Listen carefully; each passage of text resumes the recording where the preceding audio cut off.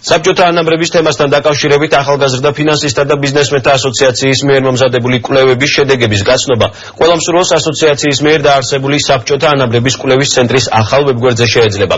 ინტერნეტ პორტალის მეშვეობით მოქალაქეებს გამოკითხვებში მონაწილეობა და მათთვის საინტერესო ინფორმაციის მიღება შეეძლებათ.